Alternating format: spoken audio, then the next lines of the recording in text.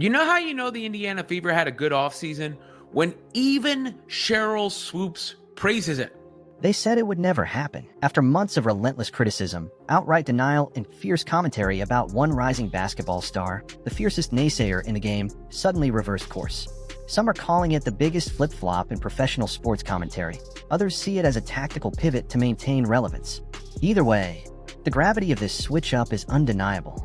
A legendary figure who once slung unending critiques at the Indiana Fever's emerging phenom now praises her in public with a passion no one expected. Fans everywhere are left wondering what brought on this abrupt change of heart. You extended your range by dumping more concrete. Yeah, because it was like kind of slanted. Our driveway was like slanted, so I only had a three-point line on one side of the driveway. So I told my dad he had to tear up all this grass, and he did. And whether the explanation is as surprising as the reversal itself. The backstory is a year-long saga of rumors, pride, and personal gripes, culminating in a spectacle as riveting as any on-court rivalry.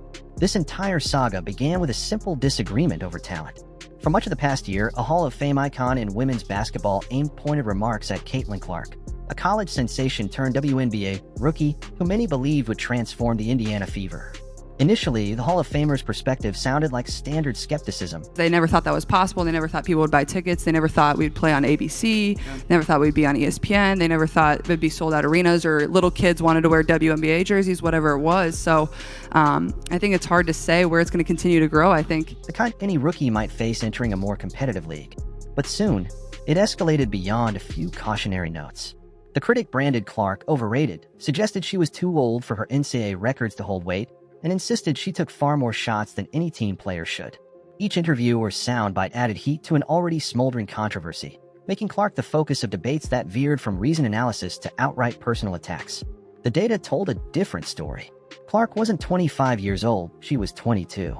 She wasn't firing up 40 attempts per contest, but rather leading her squad in assists. And it kind of takes you back for a second because I think, you don't always realize the impact that you can have on people. It goes way further than, making a logo three or making a cool pass or, even winning a basketball game.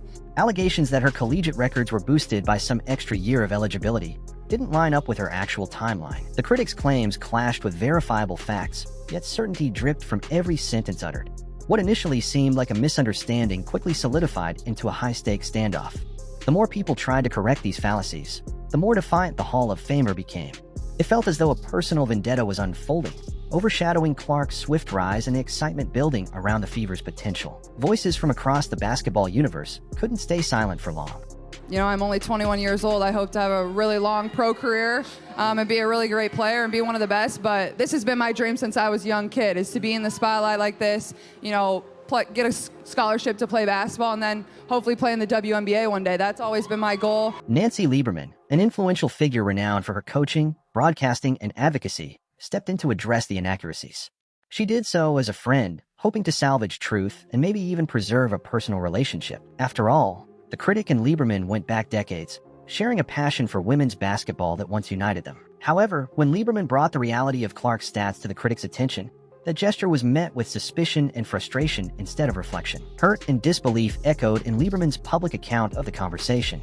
Oh man, I think there's been a lot of those instances. In our game just yesterday, a little girl started bawling when she met me. A rift had formed, and it seemed the critic would not budge an inch. Word spread swiftly beyond private phone calls. Soon, the story of one legend calling out another went mainstream, popping up on sports talk segments, in social media threads, and even on shows hosted by prominent personalities. Lieberman found herself revealing that her longtime bond with the critic had essentially dissolved over the clashing narrative surrounding Clark. People who once viewed these two trailblazers as unified in promoting women's basketball now had to grapple with their public fallout. Also, I feel like we're just scratching the surface. Everybody asked me where I think this is gonna go and what it's gonna be, and I don't really have an answer, because if you would have told people this is where the WNBA is, 5 years ago, you would have said this is where we're gonna be now. People probably wouldn't have believed you.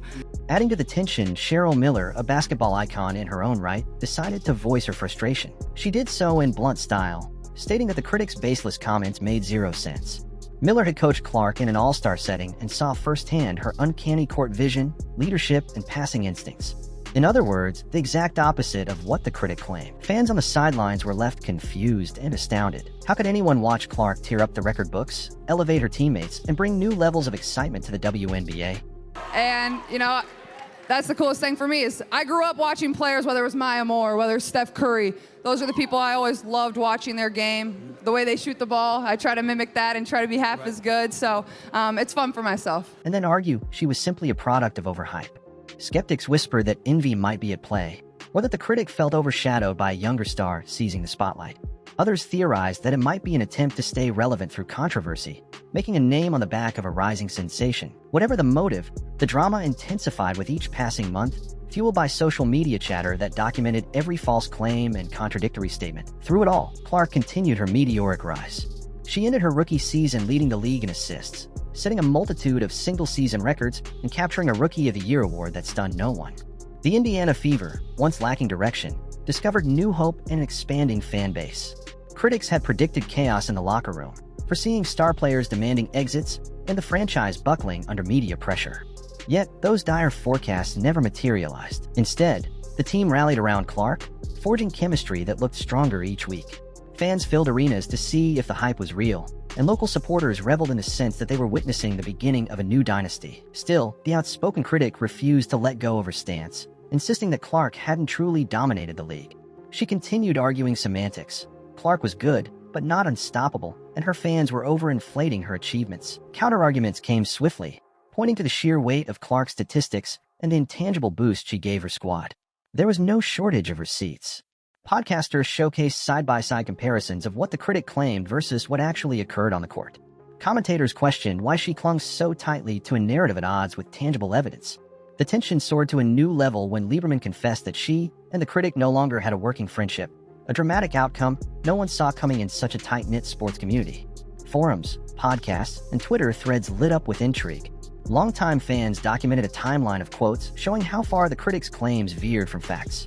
Many wondered if she would ever own up to the misinformation, at least regarding Clark's age or the number of shots she took. But no apology or clarification arrived. Then, without warning, the critic performed the unthinkable. In a recent media appearance, she offered nothing but glowing praise for the Indiana Fever. She pointed out their brilliant off-season moves and how these additions might make them legitimate title contenders. The same critic who once insisted the Fever's locker room was a ticking time bomb suddenly lauded their culture, their veterans, and yes, the same rookie she'd spent months disparaging. Instantly, social media erupted with confusion, delight, and cynicism. Some fans called it the biggest bandwagon hop they'd ever witnessed. Others took a step back, speculating that perhaps the critic had come around after finally recognizing the team's undeniable progress. But the majority seemed skeptical. How could someone who once undermined nearly every aspect of Clark's game, the Fever's prospects, flip the script with no mention of the bitter campaign that came before? Was this change of tune a genuine shift in perspective, or a calculated bid to save face in a league that was quickly embracing Clark as its new marquee star? Part of the answer might lie in the Fever's significant off-season acquisitions. Dawana Bonner, a proven scorer and veteran champion, joined the roster. Natasha Howard, a defensive anchor with championship rings to spare, arrived to bolster the frontcourt. Sophie Cunningham and others brought shooting prowess, hustle, and depth. Suddenly, the Fever looked formidable. The young pillars of the franchise, Caitlin Clark and Aaliyah Boston, found themselves surrounded by an ideal mix of seasoned winners and hungry newcomers. Everyone from beat writers to national analysts marveled at the synergy forming in Indianapolis. What once was pegged as a bottom-of-the-league roster had transformed, seemingly overnight, into a genuine threat. Had the critics simply recognized the writing on the wall? Had network executives, sponsors, or teammates offered private feedback that it was time to stop the negativity and acknowledge reality? The abrupt tone shift was so dramatic, it left fans longing for any sort of acknowledgement that earlier remarks were off base. Instead, the critics surged straight into championing the Fever's chances, praising Clark's off-season improvements and complimenting the front office for believing in victory. She never so much as hinted at her old talking points about a supposed locker room meltdown. That deliberate oversight fueled the cynics who believed this about-face was pure self-preservation. After all, Clark was now recognized as a massive draw for the league, capturing attention from casual viewers and even fans who had never followed the WNBA before. Tickets sold faster, TV ratings climbed, and sponsor endorsements ballooned. Siding against the biggest news star was beginning to look like a losing strategy. If the critic wanted to remain a respected voice, it made sense to pivot rather than cling to a doomed stance. Yet, it's also possible the critic had a genuine revelation, watching Clark's humility up close, seeing the Fever's newfound cohesion, and recognizing that her prior perspective was off base. Without a public reflection, fans could only guess. For Clark, the outside chatter seemed secondary to her training. She continued refining her game, focusing on ball distribution, stepping up her shooting range, and building a rapport with her incoming teammates. Interviews feature her trademark calm, praising the people around her and highlighting a collaborative spirit that invites success. Even as the media fixated on the feud and subsequent flip-flop, Clark let her performance do most of the talking. She was, as many star athletes are, unbothered by external noise, especially once the results spoke for themselves. Meanwhile, the real drama in the eyes of many fans isn't so much whether the Fever can contend. Almost everyone agrees they're a far cry from the struggling squad they used to be, boasting a depth and balance that rivals the top teams. The suspense now revolves around the critics' motivations. Will she continue to lavish praise if the Fever face adversity mid-season? Will she revert to negativity if Clark hits a rough patch, or if the team goes on a losing streak? Some fans insist that trust once broken can only be repaired with consistent proof over time. What's undeniable is that this entire fiasco has thrust women's basketball coverage under a new microscope. No longer can big names lob misinformation without pushback from equally influential figures. The camaraderie among legends like Lieberman, Miller, and others, who publicly demanded accountability, demonstrated a watershed moment.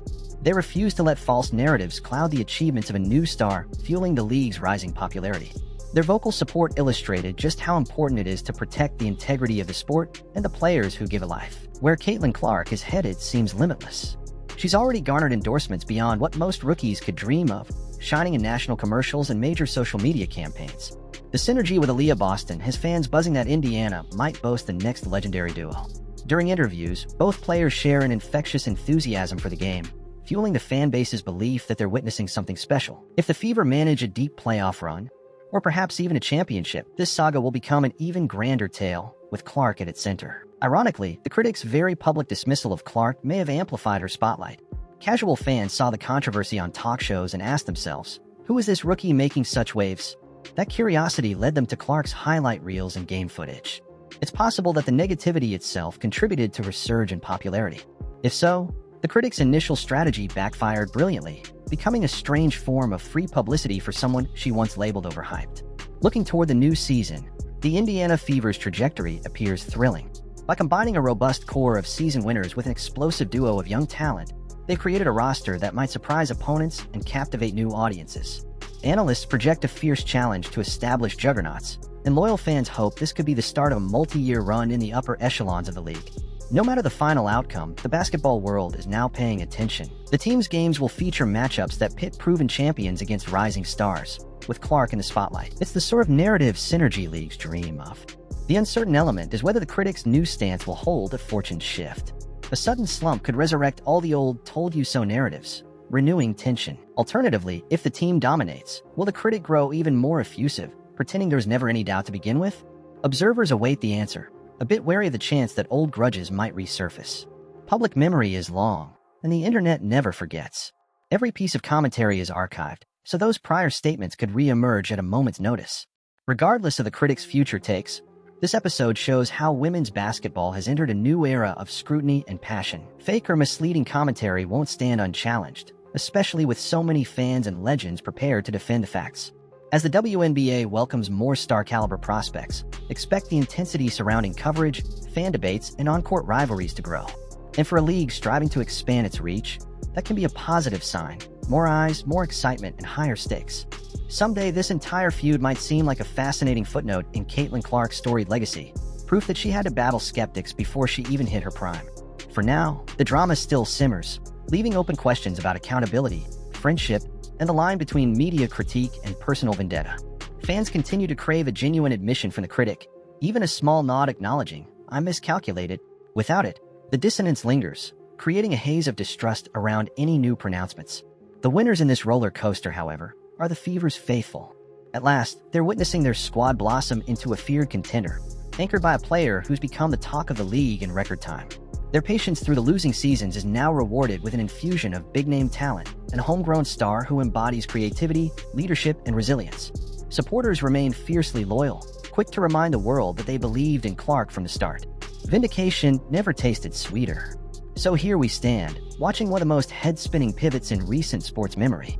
A year of disparaging remarks evaporated in an instant, replaced by effusive praise that acknowledges the unstoppable force Caitlin Clark has become. The league's storylines have grown more captivating by the day, drawing fans deeper into the excitement of a new season brimming with possibilities. Meanwhile, the final word on this commentator's motives remains up for debate. Is she now a genuine supporter who recognizes Clark's brilliance and the Fever's bright future? Or did she jump onto the bandwagon she once insisted would break down? In the end, the debate is part of the intrigue, ensuring that every game, every stat line, and every new interview carries an extra layer of drama. And that may be exactly what keeps viewers tuning in, ready for the next jaw-dropping reveal that women's basketball has to offer.